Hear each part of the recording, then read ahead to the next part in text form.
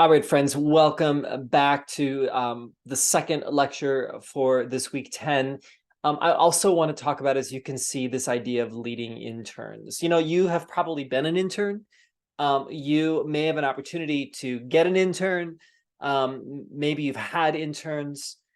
Sometimes churches don't want to pay for staff, so they're always like, well, can we get an intern somewhere? And so the interns has this interesting dynamic for me in that I think it's a great idea, and I think they also can really step into a lot of problems if we're not careful. There have been a number of situations where I have developed residency programs or internship programs for seminary students and try to pair them up and to work with church leaders. And I'll be really honest with you.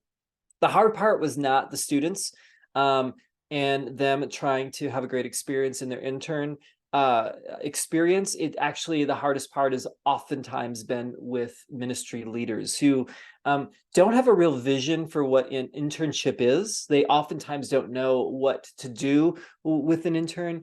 And I've actually sat down with some church leaders and said, you know, I know you want to, do internship for somebody, but what was your intern experience like when you were, becoming a ministry leader or whatever? And 9 times out of 10, they're like, oh, it was terrible. Like, it was just absolutely terrible. And so I feel like we have this systemic, perpetual problem where many of us have had bad internship experiences, and then we just perpetuate bad internship experiences. And to me, I'm like, that's just not right. Like, we need to like break that cycle, and we've got to find some better ways forward. So I want to talk about some ways for you to think about what it means to host and work with interns, and why I think that's really, really important. And I think it's crucial. We've talked about volunteers and the care that goes with that. And I think a lot of things apply to interns, but I want to be a little more technical with interns. And so what I want to talk about is briefly is just an organizational vision for internships. The legal and economic realities of internships, and then also potential intern expectations as well. Okay, so let me just start with that. When we think about this idea of internships, let's just talk about this idea of an organizational vision. One of the first questions I often ask churches is who are like, oh yeah, we really want to have some interns. I just ask the question, are you ready? Are you ready for an intern? Like, what's your church culture like? Would an intern thrive here, or are you all so messed up that like maybe now is not the good time to have an intern? So what sort of environment is an intern? Are you an inviting intern into? Also, what kind of priorities do you have with regards to interns? Do you see them as cheap labor where you want them just to do the grunt work that you don't want to do? Do you give them any like help? Like, do they have a computer or a desk or a budget, or are they supposed to just somehow like make something happen because now they have a title? Like, what kind of priority do you give interns in your system beyond just wanting an intern? And then I think this last part kind of ties into priorities. Like, do you have a budget for them, for their pay, or for what you're asking them to do? I can tell really quickly if a church really wants to develop an internship program, or if they just are looking for some cheap position to handle things that are along the way. Now, I don't necessarily think that everybody's like being malicious about it, but I think there's a default to think that, well, if we can just get an intern, like that'll take care of things. I just think we just need to realize that's not, we're not ready for that. Also, I just think as we think about our organizational vision, we also have to ask ourselves, is your leadership ready? As I mentioned before, like, what is like your or other leaders' perceptions of an intern? What do they do? What kind of job description do they have? How many hours do you expect them to be there? What sort of capacity do they have? What sort of maturity do they have? If they're an intern, it means that they aren't maybe ready for a full-time position, so they're going to have some limitations. Are we open to that? For a leadership, like, what are the pros and cons for having an intern? Like, what, like, why would you want to have one? What are the downsides of having an internship within our leadership that you have to actually think about? Oftentimes, I think the pros and cons can be about questions of, like, where do interns show up? Like, are they do they get to come to the staff meetings? When you say all staff, are they part of it? Um, do do they know how to actually work with interns? And I think those things are important as well. And another question sometimes you get is like, will everybody want one? Like, if you have like maybe like a small staff in your church, and like you get an intern, and someone else is going to be like, hey, Steve is an intern, how come I don't get an intern? And so there's often I think questions of like, who gets an intern and who doesn't, that has to be thinking about. And then one of the things I ask anybody that got an intern in our particular context is, are you ready for one? Do you have the time for this investment? Because if we think that internships just kind of go do the things that we don't want to do, and we really don't have to like see them or anything like that, we've missed the point of an internship. Like, an internship costs the leader something.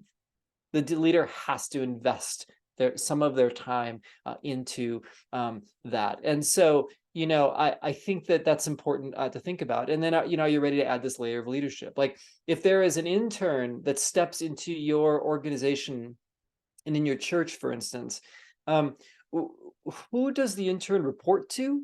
If an intern asks for help from an administrative person, can they say no? Does an intern have the privilege to ask for help with administrative things? Who does a volunteer report to when there's an intern in there? Do they report to you as the leader, or can an intern actually ask volunteers to do things, right? There's interesting sort of dynamics that sort of happen when you bring an internship into a system. And all these things have to be taken into account, because ultimately you want the intern to be set up well. And you want your church to be set up well, so that this is a thought out process, rather than just sort of plugging a hole because we need someone to take care of a few things. You see what I'm saying? So thought that goes into thinking about the vision that your church or your organization has for interns can make all the difference in the success of an internship for that individual, and the success for the community as well. Also, I just think we just need to realize that there are legal and economic realities associated with this. Internships for for-profit and nonprofit organizations are different, and that's something to actually think about and look at within your particular part of the world, or the state, or if you're in another country. So I think that it's always good to get some legal counsel on this. You can't just get an intern to do it. I mean, there's actually some challenges associated with that if we actually have and ask people to do particular labor as part of our organization, and we don't pay them, that there actually is an injustice there, and it actually might be illegal. So there's some important legal considerations to think about with that. And so you can go to the Department of Labor and you can check that out. You can talk with your legal counsel in your particular organization, but don't just assume you can just bring an intern on and everything goes fine. There's actually some important things that you need to think about legally when you bring someone on in a particular formalized role as an internship. And then also, I just think we just need to remember that potential intern expectations are there as well. The culture of first jobs is changing. And so many young people are taking internships because they don't have the credential perhaps to get a job yet. And I think we just have to ask ourselves at a very ethical level, is it right to have an unpaid internship? Is their pay really their experience, or do we have an obligation to young people to actually pay them for what they're worth, so that we can support them as they are trying to find their way and get the experience that they need to step into the ministry or the discipline that they want to be a part of? And so I think that that's a really important thing to think about. Also, I just think that college and seminary needs and expectations for students are changing. What interns want is actually pretty important, and there's a lot of things that they want. They want a clear role. These are things I've talked with interns about. So if you're inviting someone to be an intern, but you don't have a job description for them, or you're not clear of how you want them to use their time, I think that can be really frustrating for them. They do want compensation, and I don't think that's an unfair thing to ask for. they only have so many hours in the day. An internship means that they can't take another job. They want to invest in their career. And I think it's something for us to consider of how we can compensate them.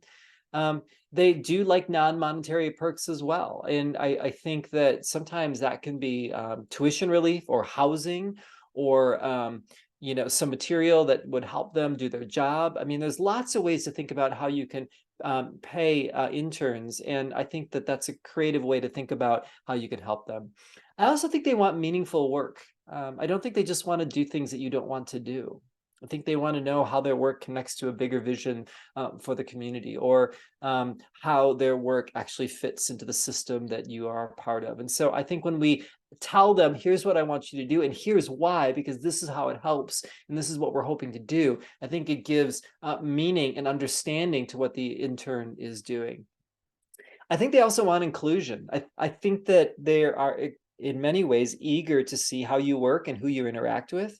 So taking them along to a meeting, inviting them to a staff meeting, inviting them into particular opportunities where they might be part of like the larger leadership undergoings and that are happening, I think could be a really, really wonderful moment to invite them into. I know that there are times that that's just off limits because of a lot of different reasons and different meeting settings, but I do think we just need to think about, like, how do we invite them into our process rather than just, again, export some tasks for them to do. They also really want supervision, and this is pretty similar to volunteers as well. Like, a lot of times they just don't know if they're doing a good job, and so they really do want feedback. And I think that that is super important. They want detailed direction. So if as they're being supervised, if they're doing certain things well, that you tell them, and if there's things that they can improve, that you give them specific ways to help them improve. And so that comes with evaluation.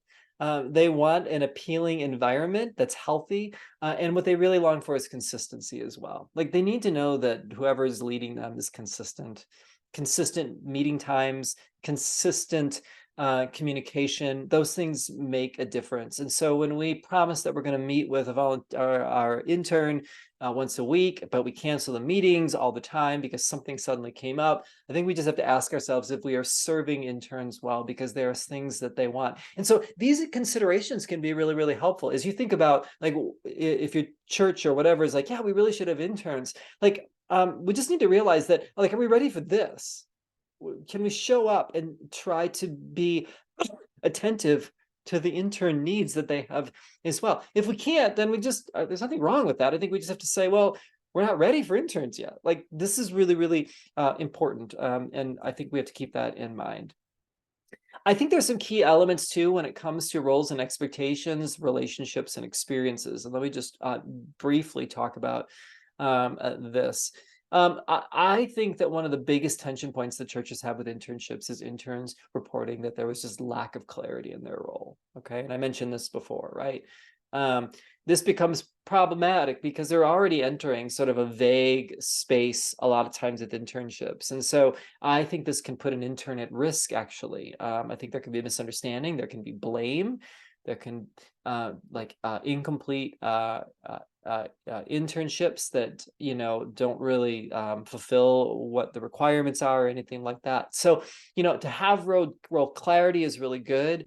I think for them to know what they are doing is really, really important, and I think they want to know if they're doing a good job. Okay, so this sort of role and expectation can really, really help interns know what they're getting into and if they're getting good help along the way. Secondly, I mentioned this before, but like, there are intern relationships. Like, what's the intern's relationship with the mentor, with the staff, with other interns, if you have that, with volunteers, with parents, or maybe other people in the church, right? Like, people have different views of what an intern is. So as you bring an intern on and you get them set up in their role, you may have to have conversations with your community when you introduce them. Hey, this is our new intern, everybody. They're working with me. Here's what you can ask them about. Other things you can come to me with. That can be really helpful. Or on your staff, or with your volunteers. Clarity in how the intern operates within the relational context of your organization will make all the difference in how that intern is able to function and how people treat the intern, which I think is really, really important. Also, just intern experiences. Um, I like to think of the whole intern process from the interview on um, as a giant experience. I want interns to walk away, no matter like if they get the internship or not, to say, you know, I had a great experience with this church or this ministry or this organization. So when we interview interns, do we treat them with respect? Do we show up on time? Do we respond to them quickly after the conversation so that they have communication and they know where things stand? Churches are horrendous at getting back to people sometimes. And I think a lot of them feel like they've just aren't treated humanely sometimes in some of these processes. And so the interview itself can be a good experience if we want it to. And sometimes the internship doesn't work, but we can say to those people, those potential interns, hey, this didn't work for you, but let me just tell you that I really appreciated talking with you. And what I love about you is this, and I just wish you the best of luck, right? There are ways that we can make it a good experience, even if the outcome is different. I also think that daily connection can be really, really great. I think that that doesn't mean that you have to sit down with an intern like for hours every day, but checking in, shooting them an email, texting them, telling them you're thinking of them or praying for them or what's going on today, I think can be really, really helpful. They want feedback, and timely feedback is really, really important. I think that for you to sit down and talk about the feedback of how their work is doing is really, really great. They also want resources, or what we would also call scaffolding. Sometimes we ask them to do things and they've never done it before. So are there ways that we can help them to succeed in what they're doing by the resourcing that we give them, the input we give them, a first step? Those things can be really helpful. And then when an intern leaves, just to complete it and send them off well. To reflect on their accomplishments, to tell them what they meant to this community, to appreciate who they are as human beings, and to send them off to whatever they're doing next in a way that can be really encouraging to them. I think that when we think about internships in this way, we get away from it just being about task, and we realize that there's something much deeper that's happening, that we can play a role in the kingdom of God by inviting interns to learn more about themselves and give them courage and confidence to take that next faithful step in whatever they're doing. So I think that's really, really important as well. Also, I think it's just really important to remember that, you know, you play, if you have an intern, three different roles that you hold. Whether you like it or not, I think you need to keep these things in mind because these things are true. And you play the role of a mentor and an educator and a manager. Okay. So, you know, I think as a mentor, you, in many ways, uh, are mentoring this intern in their spiritual realm, um, in their character. And so I think it's important for you to frame your role and know that part of your job is to speak into their lives, and they're going to come to you for questions that are not necessarily pertaining to ministry, but are pertaining to their lives because they're making sense of their own lives. And so it's important that somehow in your own role that you make time for that, because that's really, really important. If the role that you play with an intern is only task, if that's all you talk about is task and you don't talk about the person, I think you're missing out on what interns need and what your role is. And so I think it's important with framing your time as well. Like making time on a weekly basis for your intern is really, really crucial. And I think, like we said before, if that consistency can be there, I think that's even better.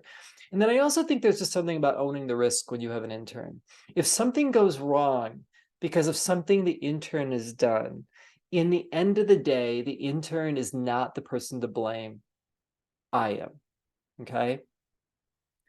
I didn't set them up well. I didn't coach them through something. I thought they were ready for something that they weren't.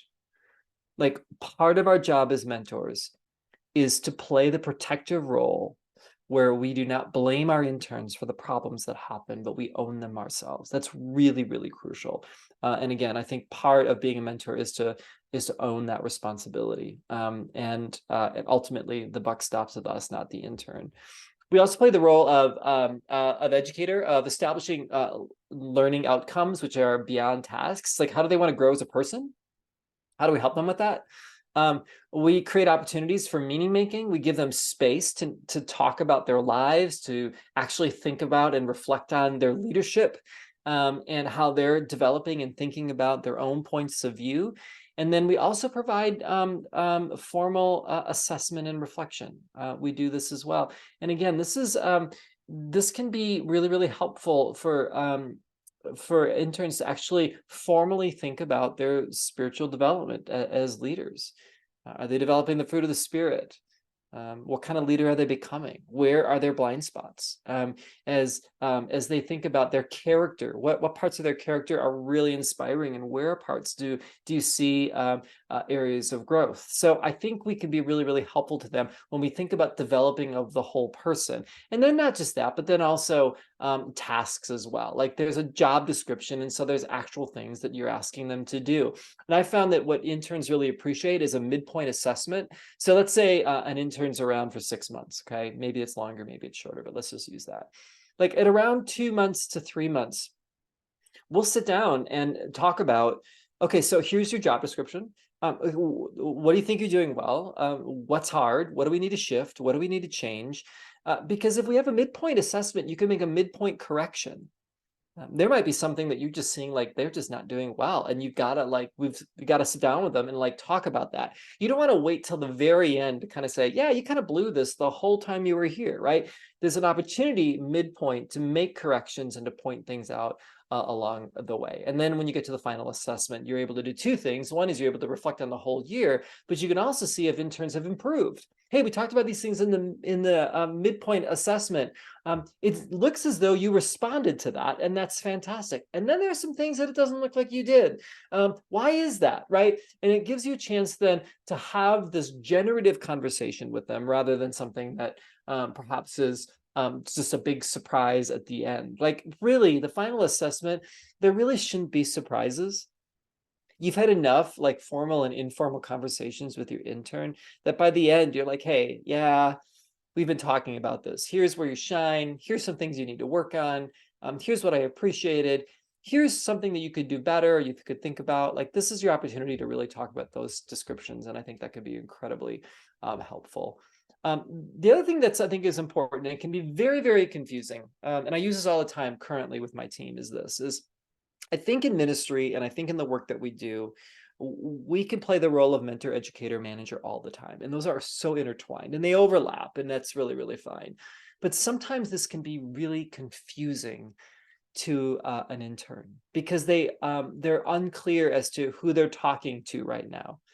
Like, can I bring this up as a mentor to Steve? Are you educating me right now? Are you going to be my manager? Is this going to be a career limiting thing because I'm bringing up this thing that I'm struggling with that I want to talk to you about, right?